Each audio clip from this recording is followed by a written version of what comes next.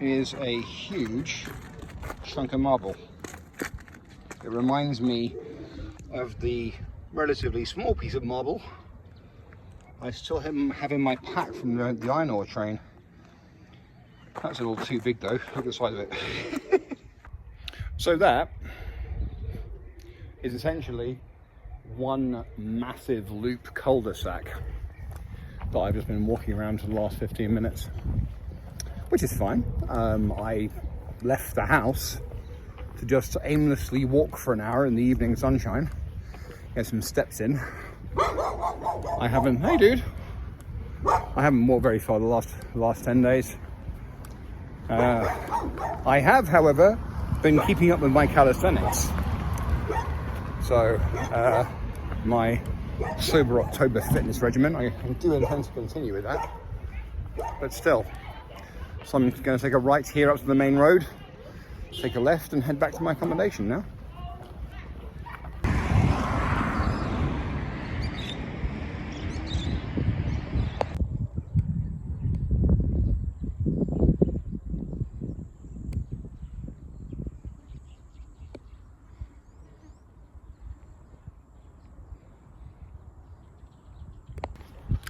Good evening, friends. So I'm on a constitutional walk, if you like, to the very outskirts of Windhoek. I kind of, follow my nose, as I always do, in a vague direction. The idea being that I get clear kind of views of the mountains surrounding the city. About an hour or so, I think, so far. It's a lovely evening, and I kind of found a railway. So I'm walking along the tracks, stand by me style, as it were. And of course I have turned off my earphones. I was listening to Lady Gaga, turned that off on the tiny infinitesimal chance that a train actually comes up behind me on my 6 o'clock. Just so I'll know. But anyway, I've enjoyed my time here. As I mentioned in my previous video, I've been, for me, fairly sedentary the last week. Lying around, enjoying my air conditioning and my fantastic room and my refrigerator and my television really rather thoroughly. So I thought I'd get a couple of hours walk in this evening. It is beautiful here. Those mountains over there are just incredible. I'll get a close-up of them fairly soon.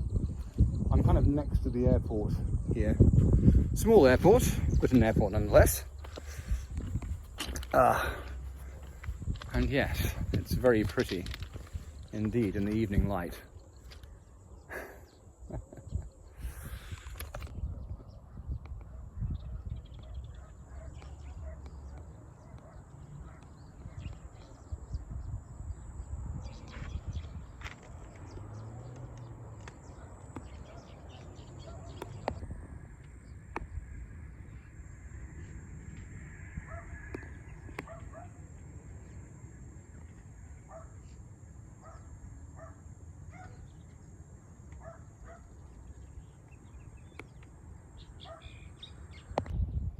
Now, I'm not certain because I can't see it clearly, but I'm thinking that over there, that little blob, it's either a weather station or even it could be an observatory. It's always a little addictive walking down train tracks because of the regularity of the step, and obviously you've got your line right in front of you. And so I was walking along that train track for at least 2 clicks maybe. Anyway, so I'm turning back now, go back the way I came. I've achieved what I set out to achieve. And I've been going for about an hour and a half now, so a nice 3-hour kind of stroll. Yeah, it was nice. A little while back, maybe a kilometre back, I saw what I assumed was a bit of a hobo camp, as it were. And there were these 2 guys jet black, very, very, you know, like ebony black, which is unusual for these parts. And for that reason, I thought that maybe A, they were foreigners, as it were, and B, that they might even be brothers. And I was right. They grinned and beckoned me over, and I sat down for a few minutes and had a chat with them. They were Ghanaian. I did, oh, that's kind of cool. Just a storm drain. I did stand up after about 5 minutes because they were drinking, and I am still a few days shy of November. Plus, the stuff they were drinking did not look that palatable, so I grinned and shook hands and took my leave and left. Anyway.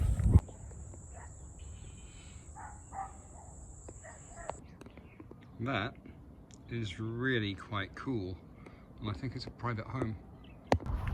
Something rather fun I've noticed, because this city, this country, and this area specifically seems to be relatively affluent.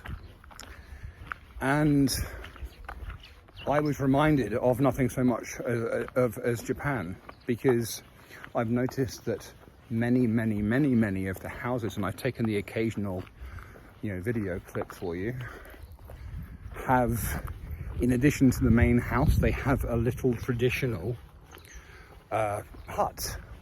It might be connected to the main house, it might be separate to the main house, but with, oh, what amazing doggies. Hey guys. Okay, they're on guard. Hi guys. Anyway, sorry, I like dogs. So yeah, having a traditional room, yeah, a hut, as it were, attached on your property. And this is very much like the Japanese, because, as erudite people will know, the overwhelming majority of Japanese houses have a tatami room, a traditional Japanese room with tatami mats and a futon cupboard and the whole thing. When I was living in Japan, that was my room. I had that room as my room in the house. Is this my road? No, it's not. And so I find a really lovely parallel between Japan and Namibia for that reason. I'll get another couple of video clips if I can of what I'm talking about. Anyway.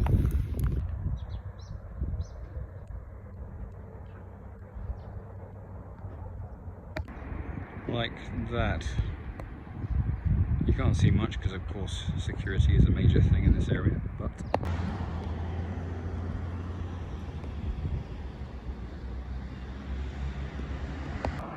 yeah, it's like that. Two different properties. And this is interesting. That is a not inconsiderable amount of razor wire, and it's protecting what looks to be about an acre of wilderness. Interesting.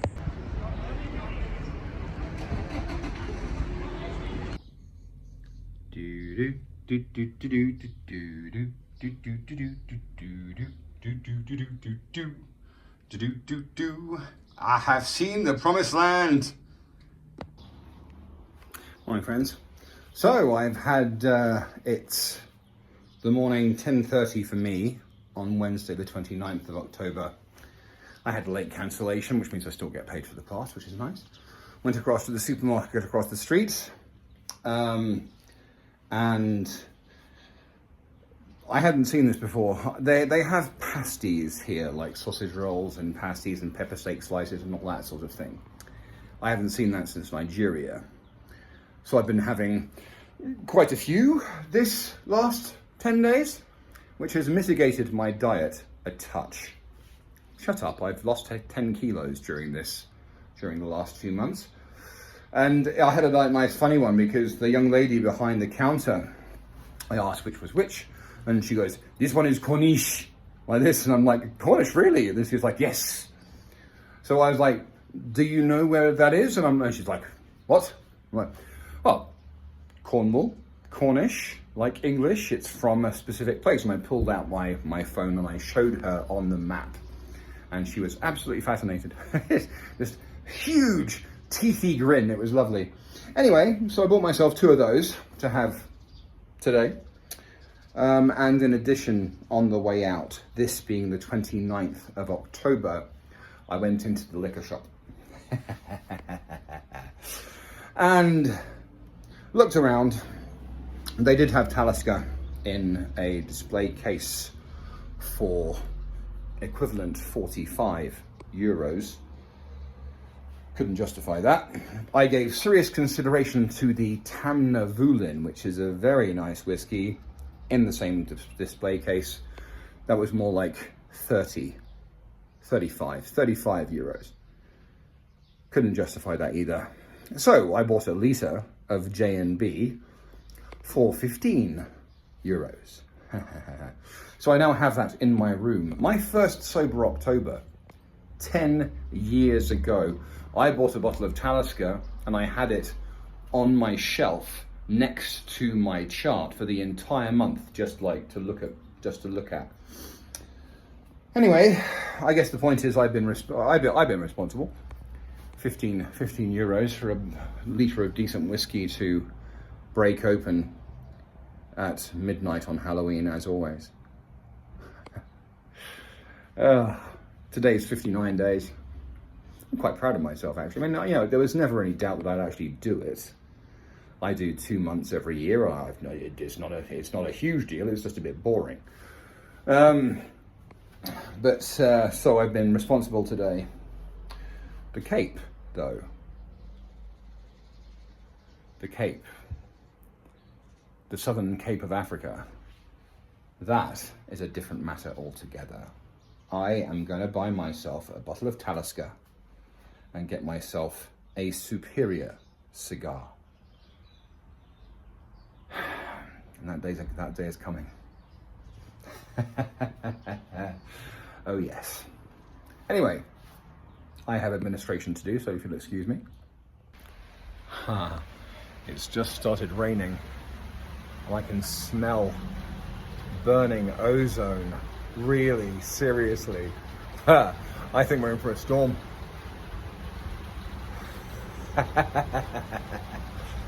Yeah.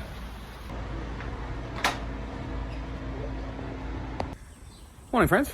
So, I'm checked out of my room, but I'm using the very nice little pool for an hour and a half before heading into town and getting my bus to Keetmanshoop, which is 6 hours south of here. My bus is at 3, should get there at 9:30, something like that. Get to my accommodation, and then I have a mere couple of hours until midnight. I love Halloween because after 2 calendar months, 61 days of not drinking, I've got a bottle of whiskey in my pack. And at midnight, it is on. Anyway, it's a lovely day here. It's a lovely day most days here, but it's a nice day to hang out by the pool for sure. And for those of you in the Northern Hemisphere, which is presumably the vast majority of you, don't be too resentful, because very soon, December the 13th, I fly from Cape Town, from South Africa, in the middle of summer, to Britain in the middle of winter.